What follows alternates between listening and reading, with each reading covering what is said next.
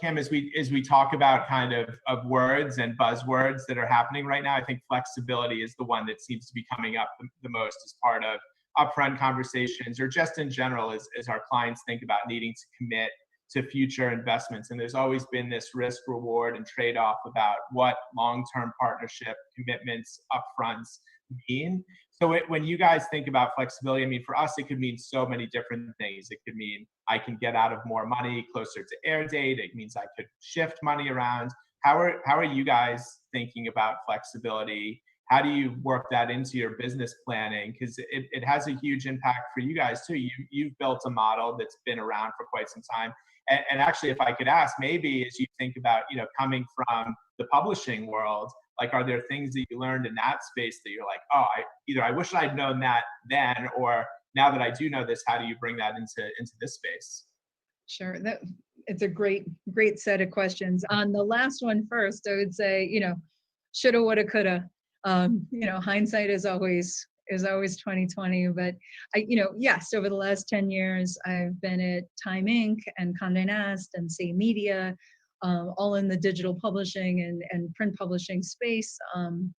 And that is an industry that has undergone radical transformation in that same decade, even a little bit before. And what I would say, as far as what I'm hoping to bring from that experience into AMC Networks is a lot of what I actually really solidified for me when I was at Say Media, and that is a lot of it is cultural. The notion of really conducting business in a culture of urgency, a very kind of lean forward where your nose is almost touching the ground, kind of into innovation and advancement of industry. Those things became critical skills for the teams to conduct themselves with when things started moving at a pace that was almost, it felt like you could almost not tolerate. And then it started going faster when the revenue just started dropping out of our traditional, monetization streams. We had to change everything overnight. And all of a sudden what you saw was your biggest barriers were internal and were oftentimes cultural. So a lot of what I'm hoping to bring into AMC Networks, which actually seems perfectly primed for the conversation because of our size, and the nimbleness that's associated with that size. Well, let's go is kind of the attitude. We can make decisions quickly.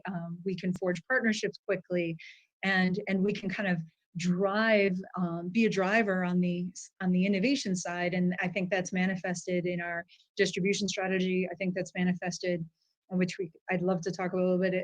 It's manifested in our buying strategy. We're not one size fits all. And frankly, the notion of us being a cable company at our core, we don't own an AVOD. We have a developing SVOD strategy that has been verticalized for the most part to date, and a number of other things. Like we know exactly what we are, and we are looking forward to partnerships and innovation on expanding that footprint. So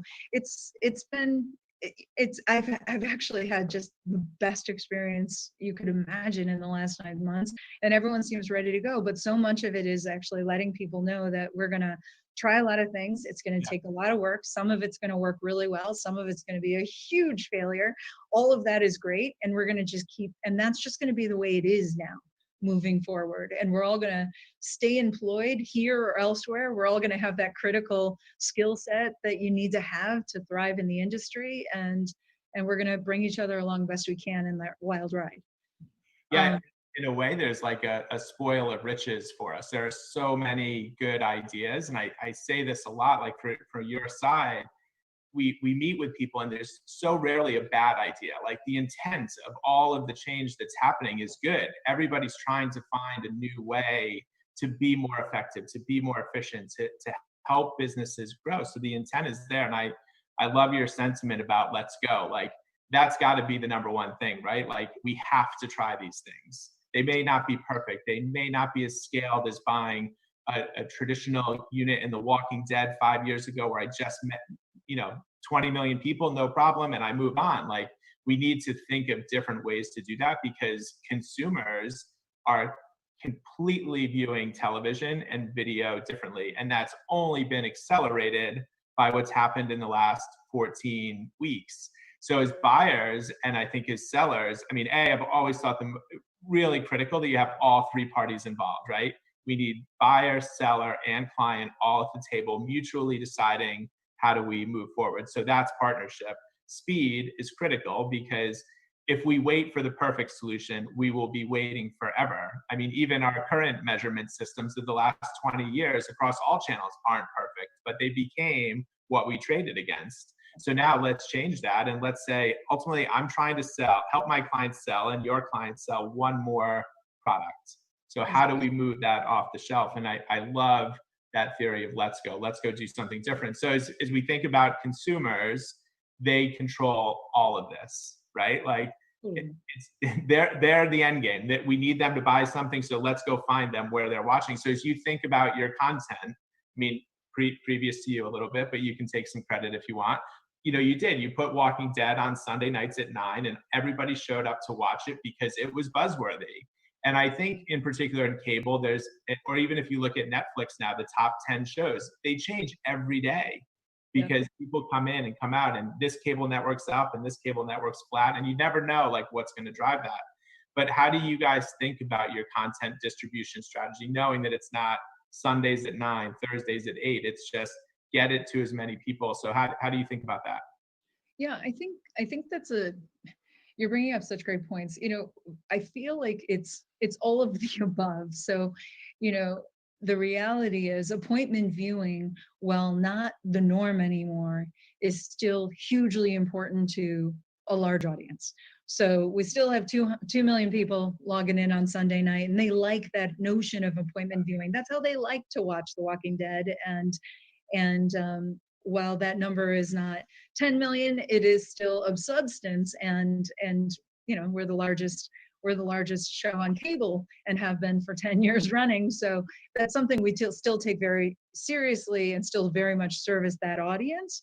But to your point, finding new audiences or audiences that have cord shaved or cord cut is really essential too, because they want to see it as well. And so that onus we take on ourselves. And so, for example, we just recently, a month ago, announced a partnership with Pluto, where we launched a channel just on Pluto, exclusive to them, called AMC Stories. And we released the first 5 seasons of The Walking Dead on that. That AVOD audience is a very different audience than the cable audience, the traditional cable audience. Very likely, many of them, because of their age or other demographics, never have subscribed to cable. So we look at this, and so I think it's a fascinating moment in time. So when we were looking into our libraries, and like many content companies have found, that season 1 of Walking Dead is hugely valuable right now, because there's a whole new audience of people that are ready to discover it. And I don't know if you have kids in your life who have just discovered Friends or Seinfeld like my children have, but I'm like, really, you've just discovered this great new show. But we're finding the same thing with The Walking Dead and several of our other programs. People are discovering them for the first time, taking credit for that, which is totally fine. And that's tied to us being more thoughtful about where we're putting it. We launched a partnership with Reddit, where we're creating Walking Dead content for the Reddit subreddits. They lit up. So our show was on Sunday nights, to your point, live. And then as soon as it ended, after Talking Dead, we watched all the viewers still want to talk about it, and they jumped onto Reddit. So we were watching that trend, and Jen Wong and I got together and said, let's service this viewership. They want more. And so it's following those audiences, discovering new audiences, and really kind of a lot of it is the psychology, going back to the culture of letting go best you can. Obviously, contractual relationships, longstanding in some cases, are prohibitive to that, and actually can guide where the program can ultimately live. But we're really working to navigate those and super serve that viewer, new or existing, best we can. And I feel like that's what you and I and our teams, our respective teams, are talking about more and more, and bringing it to the clients. So it's educating them on how do we follow this viewer, and what does engagement look like, and is it good on one platform? How do we actually do the performance monitoring we need to know what's really working on these different platforms? So I'm with you 100%. And I think as long as we keep the viewer at the center, we're going to win, and we're going to figure this out together, because where the viewer is, the clients and the advertising will always follow if they can. Yeah, I agree. I think you said two things in there. I think content, it's a bit cliche, but content is king. That's what people are looking for. TV is still really powerful in its own right. Linear TV is still a tremendously powerful platform, but to grow, we do need to listen and watch what consumers are doing to find that net new reach. I think I saw one stat that said of all that growth that Nielsen was reporting in those first few weeks, 83% of it was heavy TV users just watching more, right? So how do we find the people that are going to the other platforms? And I think that's where effectiveness comes in, and things like addressability and targeting and data come in. And I know you guys have recently signed on to OpenAP. I had a chat with Evan about it a couple weeks ago. But I think addressability in particular, and even how we think about buying AMC across other platforms, the availability of that inventory. So on our side, we have a bit of a challenge around managing that, right? Managing frequency and that part of the consumer experience, and finding the right inventory. But on your side, I think you guys have done a great job stepping up and bringing addressability and optimization into your ecosystem. So like, what are the steps that you guys have taken there? And I think it probably ties back to your let's go mentality of, yeah, let's just go try it. Let's try as many things as we can, and it won't all be perfect, but will be better than when we started. So can you talk a little bit about that? Absolutely. So I think the mentality, at least that Evan Adelman and I have, and him coming on board was a big part of this, but it's my opinion that this is not perfect yet. It's a work in progress. And if you accept that, saying there's one best way to transact, I think it's a little premature, in my opinion. So our mentality was, well, we have a viewers first mentality on distribution. Let's develop a buyers first mentality around how we transact, and not say, again, one size fits all when we're not there yet, in our opinion. So partnering around the great things that OpenAP are doing and exposing our inventory in that marketplace is key. We also partnered with Xandr on Invest TV, if that is a preferred transaction partnership. But then we also worked really hard, and we worked with you guys to onboard with M1, for example, which was also a really key component to we have nothing to kind of hide and everything to gain by trying to show how well our audience is going to perform against your KPIs. But we've got to be in the game. We've got to be able to transact the way you need us to transact, and we've got to be data-led and insight-informed. And I feel like all of that combination is perfect. To your point, it's not great yet. Like, there's still, I think, duplication is a real issue. And I think that the best way to do that is to partner around it. So where are our controls? Where are your controls? And together, can we both take the accountability and responsibility of creating the best viewer experience, which ultimately will lead to the best engagement and the best performance, and the most optimized and efficient buy for the client, so they do it again.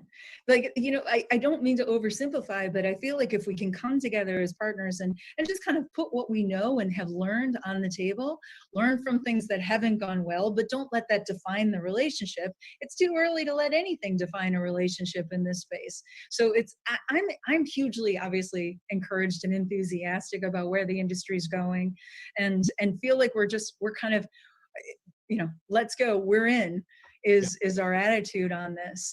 It's also, we're taking place in all three pilots on addressability. So Project Door, we're part of the Nielsen pilot group, and then we launched on addressability with Charter Cop's Charter, Cox, and Comcast last week. And so it's all happening now. Yeah, I think if anything, you know, as an industry, as much as we've committed to change, we do have to be bolder. And we do have to, and again, this is why having everybody involved is so critical. It can't just be seen as a win for you, a win for us, or a win for the client. Like, it needs to be a win for everybody. There's endless opportunity. And I think that we're right at the precipice of kind of making all of that happen. And hopefully we'll continue to drive that forward together.